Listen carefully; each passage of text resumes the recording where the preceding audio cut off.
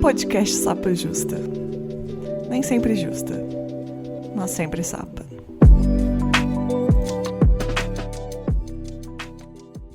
Olá, boas-vindas ao Sapa Justa. Eu sou a Letícia, a host desse podcast, que não sou sempre justa, mas sou sempre sapa. Meus pronomes são ela e dela, e eu sou uma mulher cis, branca, lésbica de Belo Horizonte. Antes de começar o nosso episódio, recadinhos rápidos. Se você gosta do projeto, quer apoiar, lembre-se que tem o apoia-se/sapajusta para o apoio mensal. E também uma forma de apoiar muito interessante é comprar na nossa lojinha com os produtos exclusivos feitos por mim e que tem tudo a ver aqui com o nosso podcast. Mas você não está podendo apoiar agora, não está podendo comprar na lojinha, a forma mais legal de todas de apoiar, inclusive, é compartilhar e indicar esse podcast para uma amiga que já ajuda muito e consegue espalhar a palavra aí do Sapa Justa. Agora, bora de episódio? Na verdade, bora de episódio não. Eu sinto que eu estou em dívida aqui com Sapa Justers, porque eu dei uma sumida, não por querer, mas por outras implicações, que eu acho que eu vou deixar para falar em um outro episódio. Então, Sapa Justa deu um pequeno hiato nesse começo do ano, mas já estamos de volta e vamos aqui produzir conteúdo e continuar as nossas conversas. Eu não sei se já comentei aqui no podcast, mas com certeza as pessoas mais próximas a mim sabem que eu sou completamente viciada em documentários de seita. Na verdade, podcast sobre seita, tudo que tem seita, eu muito me interesso. Acho que eu já vi todos os documentários que tem nos streams. Se tiver seita, eu assisto. A minha namorada já me olhou mais de uma vez com uma cara meio suspeita e fala coisa do tipo: um dia você vai acabar entrando numa seita, né? Já ouvi isso também de outros amigos. Eu acabo rindo, né? Eu sempre falo com ela algo do tipo: não, eu sou muito crítica, eu tô assistindo exatamente pra isso, pra entender. Mas esses dias eu fiquei pensando: será que ela tá totalmente errada? Porque quanto mais eu vejo, menos eu acho que essas pessoas que entram nessas seitas são apenas ingênuas ou fracas ou que são especialmente manipuláveis. Nossa, uma pessoa com uma cabeça muito fraca, que é fácil de ser manipulável. Então tem que, assim, é claro que o nosso pensamento primeiro é esse. Eu acabo achando que não é bem por aí, porque quanto mais eu assisto, menos eu acho isso, que era o que eu achava quando eu comecei a me interessar sobre esse assunto. Hoje em dia, eu tenho cada vez mais certeza, uma certeza que vem se aumentando, é que todos nós somos candidatos, possíveis candidatas a entrar numa seita. Sim, você, eu, a pessoa mais cética que você conhece, as que ficam assistindo documentário e falando: meu Deus, como que esse povo cai numa dessa? Eu nunca cairia numa coisa dessa. E não só por documentários de seitas específicas, mas por relatos da vida real mesmo. Um tempo atrás, aqui em Belo Horizonte, onde eu moro, rolou um burburinho dessas fofocas belo-horizontinas, e acho que foi no Instagram, alguma coisa assim, onde a galera comentava sobre ter feito parte de alguns coletivos, que elas achavam que eram apenas coletivos, né, se identificavam, e hoje em dia elas reconhecem aquilo como muito mais como uma seita do que um coletivo mesmo. E não era só um, né, não era só um coletivo que aconteceu isso. Muitas pessoas comentando que fizeram partes do que elas achavam que eram coletivos normais, ou blocos de carnavais, espaços de arte, ou espaço de militância, espaço de entendimento político, de espiritualidade, buscando esses pontos como e eles vendiam esses pontos como os principais, e hoje olham de fora com uma certa distância do acontecimento, reconhece aquele espaço muito mais como uma seita do que um espaço do que se dizia ser um coletivo, um bloco de carnaval, coisa do tipo. E eu conheço pessoas que passaram por isso, que são pessoas que eu respeito, que são muito inteligentes, que não são pessoas que você falaria: "Ah, esse é o clássico de pessoa manipulável". Então acho que não é bem por aí, né. O que me entristece é que a maioria dos documentários que eu assisto, a maioria tem um formato, assim, de um homem líder carismático que vai persuadindo as pessoas ali, mas é sempre alguma coisa fora do normal. Às vezes tem coisa com alienígena, às vezes tem com promessas de um novo mundo, mas esses relatos pessoais, pelo menos quando eu acompanhei mais ou menos essas fofocas belo-horizontinas, eram de espaços, em sua maioria, ou LGBTs, ou acolhimento para pessoas negras, para mulheres, geralmente espaço para as pessoas que estão buscando uma comunidade e uma sociedade que insiste em rejeitar essas pessoas. Não muito diferente dos documentários de seitas clássicos, porque geralmente a pessoa é bem comum estar numa situação vulnerável de vida, né. Ah, acabou de perder o emprego ou coisa do tipo, sofreu um trauma, muitas das vezes vão buscar esse espaço. Mas assim, quem que não vai estar, é muito difícil não encontrar pessoas que estão que vai passar por algum momento da vida que não vai estar vulnerável, sabe. E a gente, né, que já é marginalizado na sociedade, pessoas que não têm espaço na sociedade, vão ser sempre um alvo a a capturar para essas coisas, mas é o mais difícil é quando você está procurando: "Poxa, eu quero encontrar minha comunidade, quero ter um espaço só para mulheres", e esse espaço que você quer falar sobre as coisas que são específicas de quem vive, uma pessoa negra vive aquilo, pessoa LGBT vive tal coisa, e você encontrar nesse espaço abuso, né, abuso de poder, abuso de várias coisas. Isso não é coincidência não, gente, é pessoas que a estrutura tradicional já expulsou e nunca incluiu, vão estar suscetíveis a isso. Não é fraqueza, é uma escassez de pertencimento. Quando você passa a vida inteira fora ou dentro de coisas que não te acolhem, ou tentando negociar pedaços de você para caber em algum lugar, e de repente tem um espaço que fala: "Aqui você pode ser tudo isso", ai, tipo, a vontade que dá é cair de cabeça mesmo. Claro que você entra, claro que você se entrega. O problema não é esse desejo, nunca foi esse desejo, o problema é quando alguém, geralmente uma pessoa líder desses lugares ou mais de uma pessoa, decide construir um negócio, decide se apropriar do desejo de coletividade dessas pessoas para um ganho egoísta e egocêntrico. O que eu acompanhei por fora é que esses espaços estavam prometendo isso, um lugar para você ser. E muitos deles eram, não eram de todos ruins. Teve momentos que foram, teve talvez grupos de pessoas que promoviam aquilo dentro, que eram espaços genuinamente bonitos, que eram realmente estavam realmente promovendo uma comunidade, mas alguns viraram outra coisa, alguns perderam, e as pessoas que mais se perderam quando isso aconteceu eram que estavam as que estavam precisando mais daquele lugar, né. As que mais sofreram talvez com descobrir que estavam sendo usadas nesses espaços, são as que mais precisavam desse espaço. Aí eu tenho que voltar a pensar sobre a forma como eu assisto, muitas das vezes, documentários de seitas, que tem uma parte da gente que assiste documentário de seita que a gente precisa admitir que tem uma parte que assiste para se sentir diferente de quem que tá ali na tela. É para ver e falar: "Gente, que povo doido, que mente fraca, claramente psicológico fraco. Como que alguém cai dessa?". E tem uns que realmente a gente acha muito absurdo. Eu entendo esse impulso, eu faço isso, não vou falar que eu não faço. Porque faz sentido, é reconfortante, é confortável pensar nisso. Porque se eles são, eh doidos, né, vamos usar aqui a palavra mais escrachadas. Eu sou normal, então eu tô segura, não tem risco de eu cair numa coisa dessa. Mas tem uma autora que me fez pensar numa coisa, que eu vou trazer aqui pra conversa, que é a Amanda Montell. Ela escreveu um livro chamado Cults, que fala especificamente sobre como a linguagem é usada para criar e sustentar seitas. E eu escuto bastante conteúdo dela em podcasts em inglês. Ela tem um podcast que chama Sounds Like a Cult, que é Isso Parece uma Seita, alguma coisa do tipo em português. Mas o que eu estava escutando, ela estava falando mais sobre esse livro dela, não é esse especificamente. Ela traz uma ideia que faz muito sentido. Ser absorvida por um grupo que promete clareza num mundo caótico não é absurdo, não é raro. E não acontece só com quem a gente tá vendo naquele documentário em específico.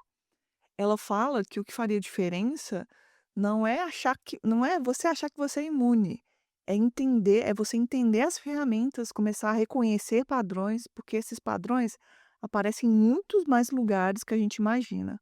Então, talvez consumir documentários de seita seja mais interessante para a gente aprender a reconhecer padrões do que para a gente olhar com uma certa soberba de que, ah, eu nunca cairia num papo desse.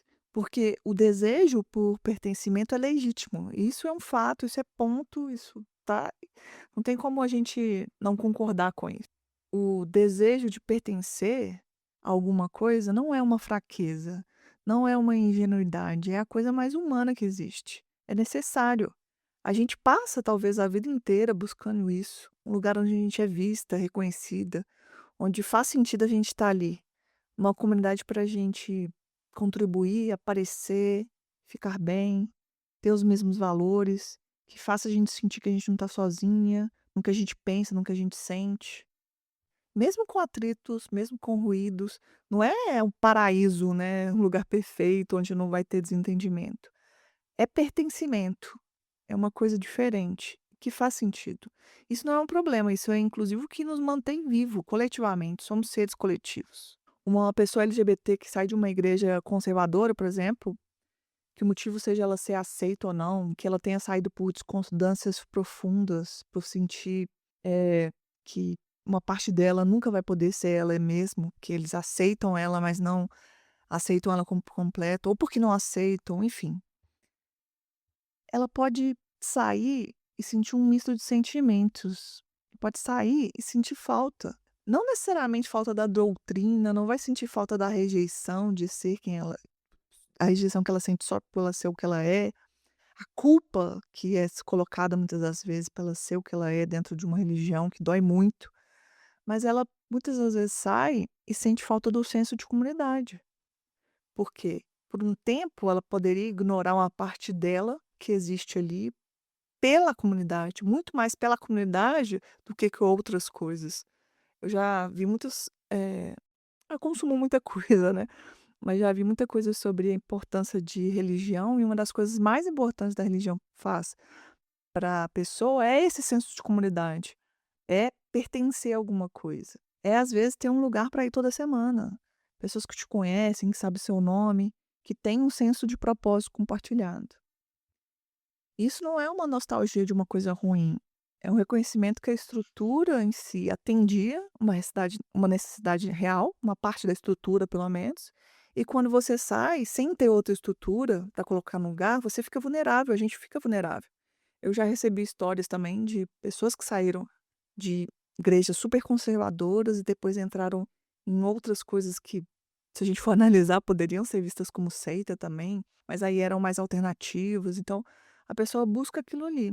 E o fato dela buscar não está errado. Mas é como a Amanda comenta, você tem que ter mecanismos para reconhecer padrões se aquele lugar é um lugar saudável.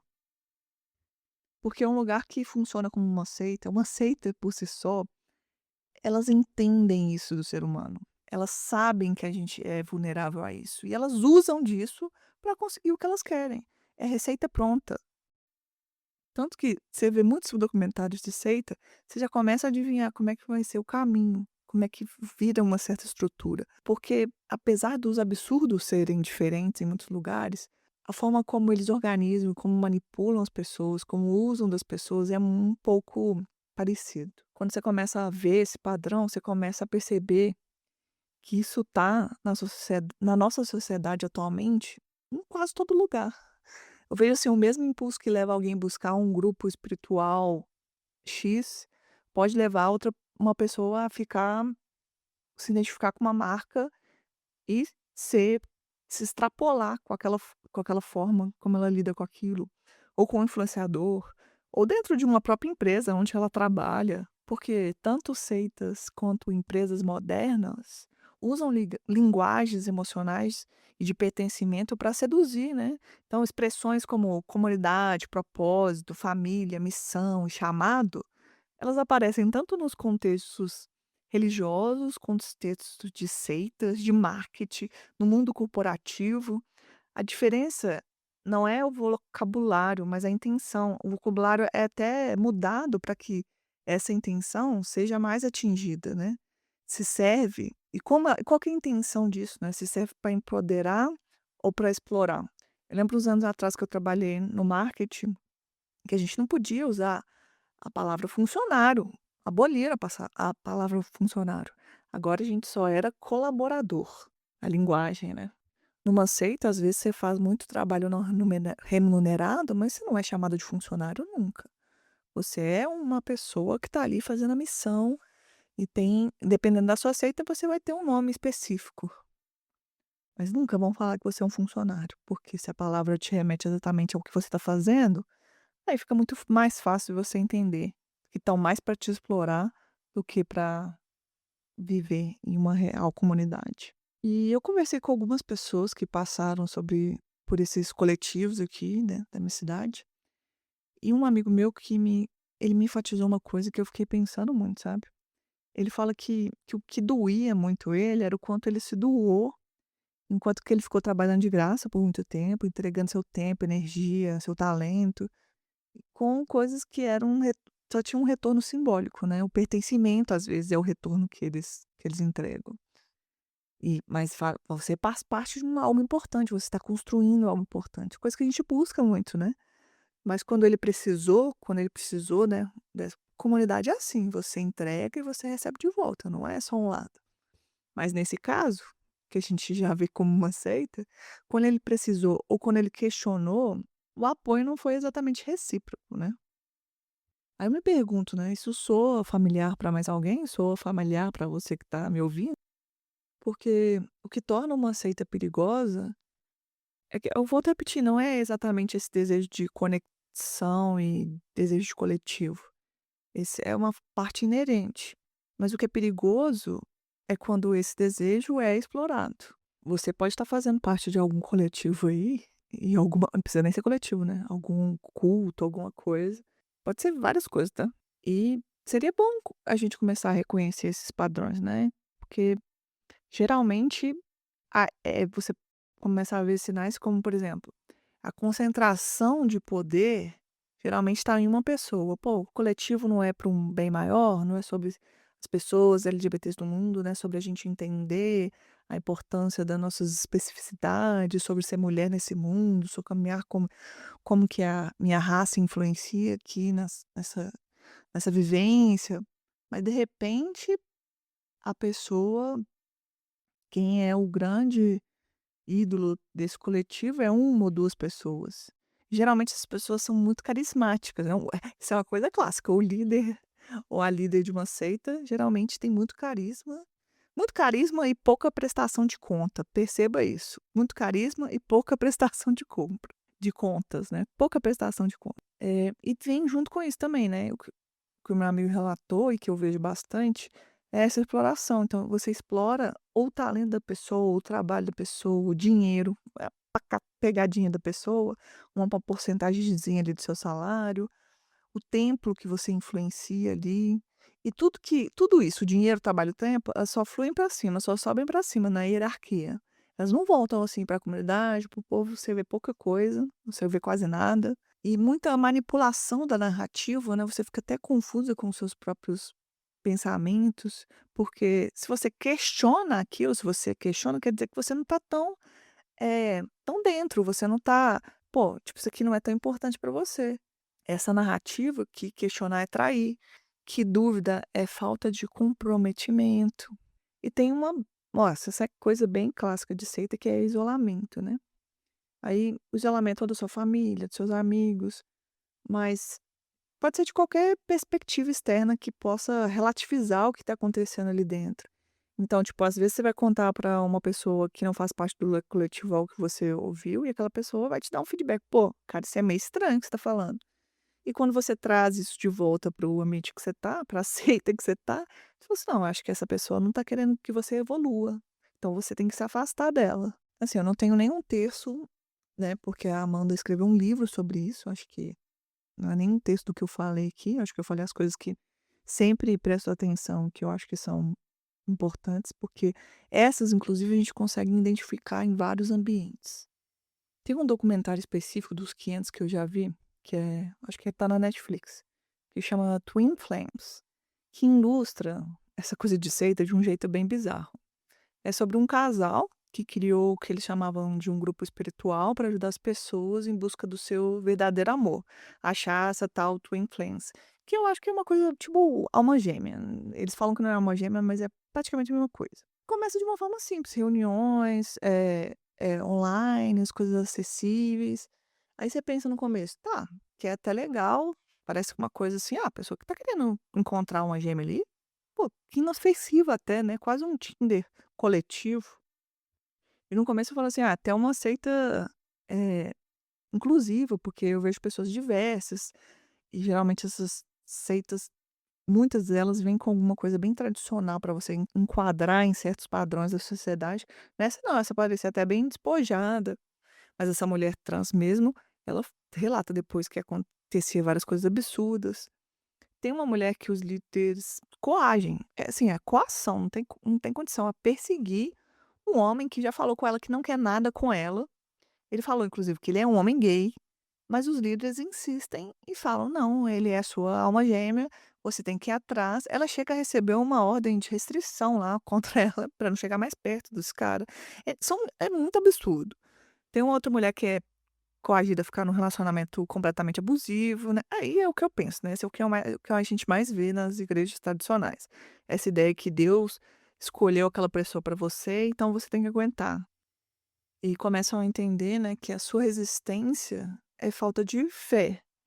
E, assim, a resistência é falta de fé, sendo que às vezes é um instinto de sobrevivência. Isso bagunça tanto a cabeça da pessoa, né.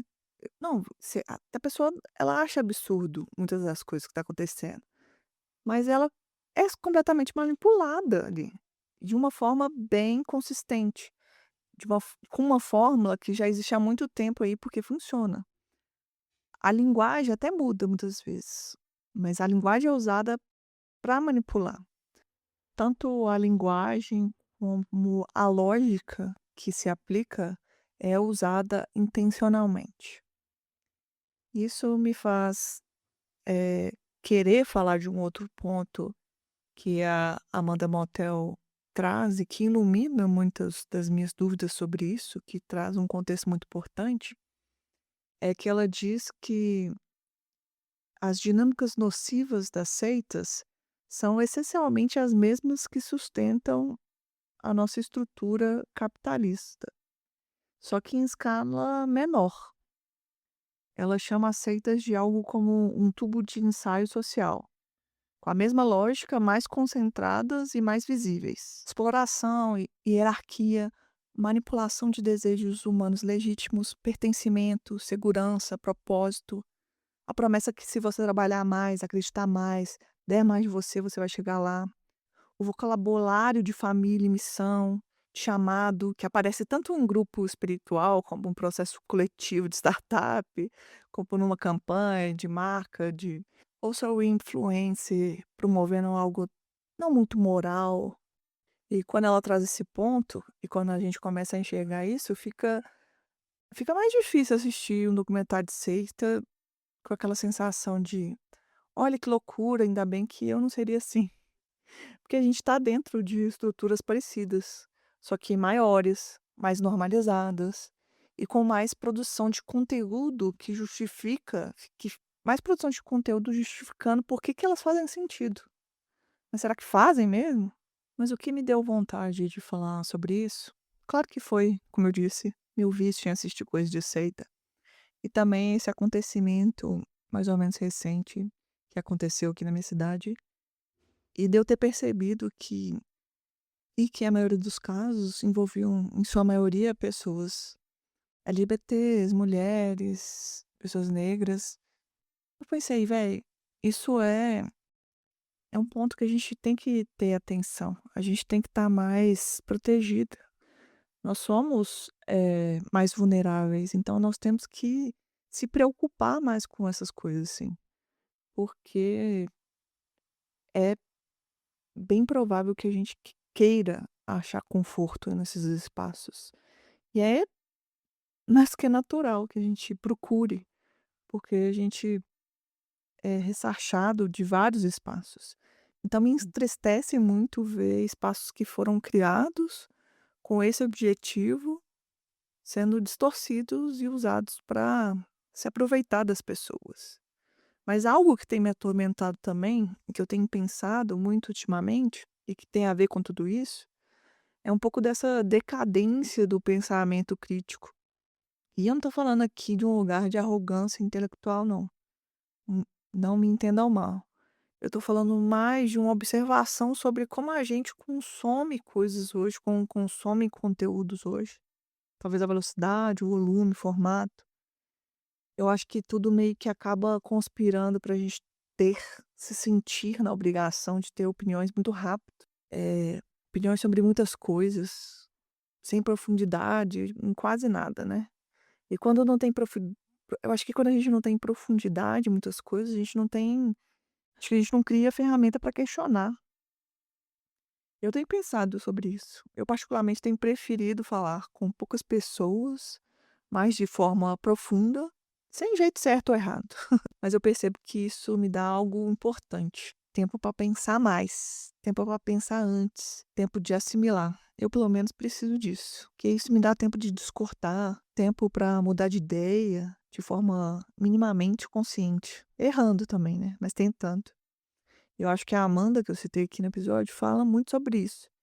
Que eu acho que ela, ponto dela falar sobre seita é muito mais que porque ela queria que existisse uma compreensão cultural mais ampla sobre as ferramentas e linguagens das seitas. Pra gente, quando a gente vê um charlatão falando, a gente pegar na hora, a gente reconhecer isso. E reconhecer, não só quando eu for lá, nossa, aquele cara ali é o típico coach que tem aquela característica específica, então já sei que é charlatão. Não, a gente reconhecer também quando a pessoa tá do nosso lado, tá parecida com a gente, sabe. Não é só identificar seitas, mas é reconhecer esses padrões em qualquer grupo, qualquer empresa, qualquer movimento, qualquer coletivo, qualquer comunidade online, qualquer comunidade offline, qualquer pessoa com muitos seguidores, qualquer pessoa com uma linguagem muito específica, que tenta te persuadir, mesmo que você não tenha contato físico, seja da sua casa.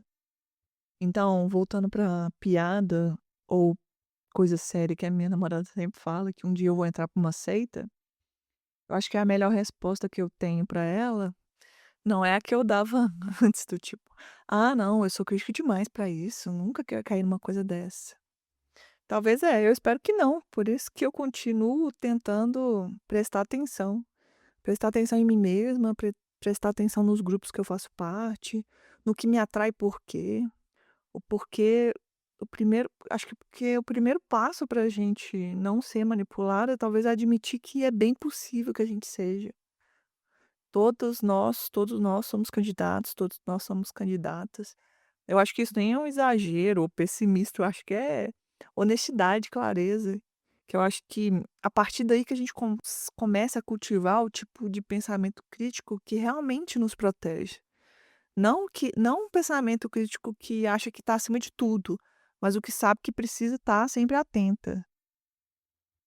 Um pensamento crítico que não nos faça desistir de construir e pertencer, porque pode, sei lá, você faz parte de um coletivo de mulheres lésbicas e se decepciona com aquele coletivo, porque virou uma seita, de repente você não quer fazer parte de mais nada, acha que não deve pertencer mais, não quer mais procurar uma amizades lésbicas. Eu acho que isso é um pensamento perigoso, né, porque a gente não pode ser de extremos. As coisas têm que acontecer com a gente tem que perceber qual que é o padrão, o que que nos levou a isso. Tudo bem no primeiro momento, né, é igual a gente tem um relacionamento que termina de uma forma ruim, a gente fala: "Nunca mais vou me relacionar". É um ponto válido, a gente quer um tempo, né. Só que eu acho que o passo que a gente tem que fazer é: "Poxa, quando eu for me relacionar de novo, eu quero prestar atenção nesse padrão que eu repeti, nessas coisas que eu não percebi, para não cair numa furada como eu caí". Inclusive, acho que dá para fazer um outro episódio comparando seitas com relacionamentos abusivos. Uma ideia aqui. Eu quero fazer talvez uns 3 episódios sobre seitas e comparações da sociedade. Mas voltando, eu acho que é importante esse pensamento crítico para a gente se proteger, para se ficar atenta e também não fazer, como eu disse, não desistir de construir e pertencer. Porque o problema, eu falei aqui 500 vezes, nunca foi não pertencer. O problema é quando outras pessoas decidem abusar disso. E a gente tem que estar forte, atenta, para não permitir. E você, já fez parte de algum grupo que agora tá olhando de fora e faz pensar: "É, espera, isso aqui era meio estranho, esse trem aqui era meio esquisito". Ou talvez você esteja num grupo agora, questione. Eu acho importante estar fazendo parte de coletivos que questionam também sobre eles dentro de si, e que não afaste você de outros pensamentos de senso crítico. Eu acho que sempre vai ser um ponto positivo para se olhar. Se a pessoa acha que você não tem que questionar e te dar uma forma pronta de pensar, acho que esse nunca vai ser o caminho. Mas é isso, né. O que que vocês acham? Talvez a gente tem que pensar sobre isso. Relacionamentos, grupos de amigos, tudo que a gente pode fazer parte na vida tem que ter esse senso crítico. Mas vamos aí, vamos conversar mais sobre isso, discordar mais sobre isso, que é importante também. Um beijo e até a próxima. E aí, gente, gostaram do episódio? Eu estou passando aqui só para lembrar que o Sapa Justa só é possível graças a uma parte de ouvintes que colaboram financeiramente para o projeto. Isso é feito por meio de uma campanha de financiamento coletivo. E você, quer apoiar o Sapa Justa? Divulgue os nossos episódios. Se você pode apoiar financeiramente, acesse o apoia.se/sapajusta. Atualmente, damos preferências à plataforma de financiamento mensal, mas você pode apoiar pontualmente usando a chave Pix, que é o nosso e-mail, contato@sapajusta@gmail.com. Quer fazer parte da nossa comunidade do Sapa Justa? Entre no nosso grupo de Telegram. O link é t.me/podcast Sapa Justa. Lá a gente está construindo uma comunidade muito gostosa. Eu sou suspeita para falar, só que é muito boa mesmo. A gente comenta os episódios e muitas das vezes as ideias do episódio que eu gravo aqui vêm de conversa de lá. Vem fazer parte junto com a gente e vem construir esse podcast junto comigo. Apresentação, produção e pauta, Letícia Martins.